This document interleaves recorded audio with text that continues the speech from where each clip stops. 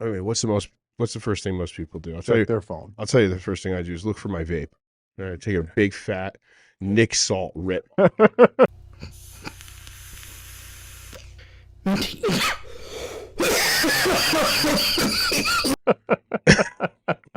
Then I look for my phone. Yep. And then I go over to the bathroom. Maybe I'm in there for 15, 20 minutes. Cat meme? Not even doing anything. Looking through your vape in the bed. Losing my mind. Yeah. And then I waste a lot of time in the morning. I immediately, once I hit the vape, look for my phone, scroll through a dopamine drip after dopamine drip of nonsense, of shorts and reels, and like work myself up angry or work myself up horny. Yeah, I was gonna say. Like, it's like either you're yelling at your phone or it's some fucking thought shit, and then I make 16 ounces of the strongest coffee I can drink. I usually have a coffee that I got beforehand the night before because I hate Dunkin' Donuts coffee. It's so gross. Worst. Very. Real customers know the holidays run on Dunkin'.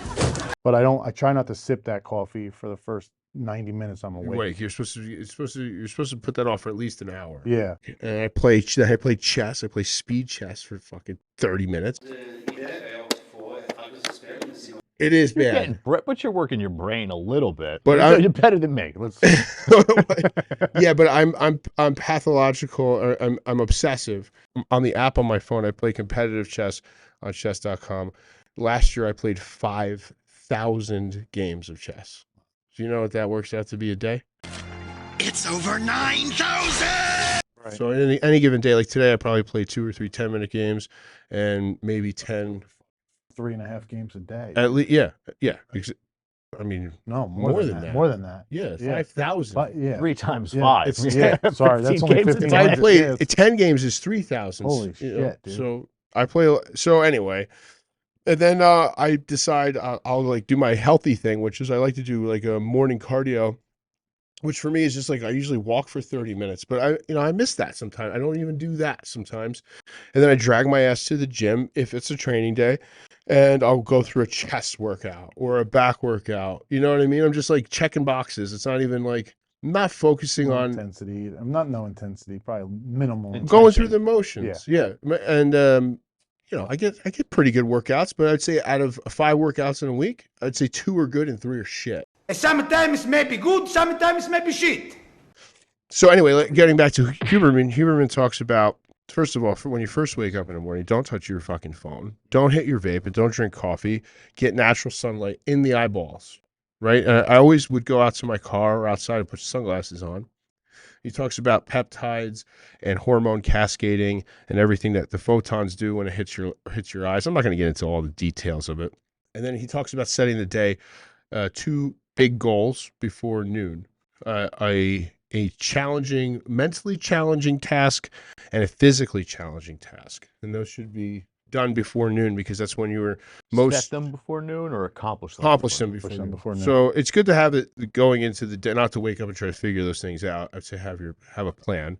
Now, is this a guy that's waking up at 5 a.m.? No, I think he said he wakes up at like 7:30, 7 o'clock. He's not Jocko, although they do some, like, there's some crossover there. He's not. I don't think he does 45-minute resistance style workouts. He's a very big proponent of ice baths and cold plunges, cold therapy.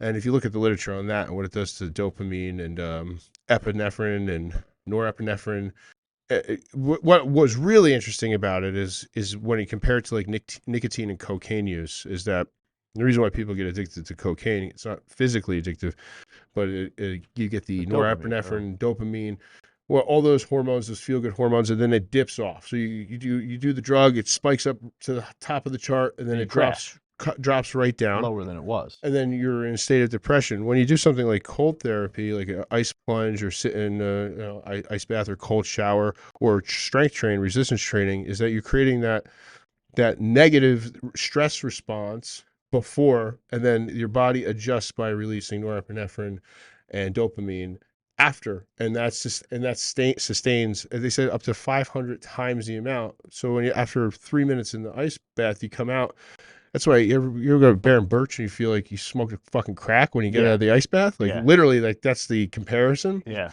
That's why. And that dopamine is sustainable. It's a natural release. So all that's been pretty interesting.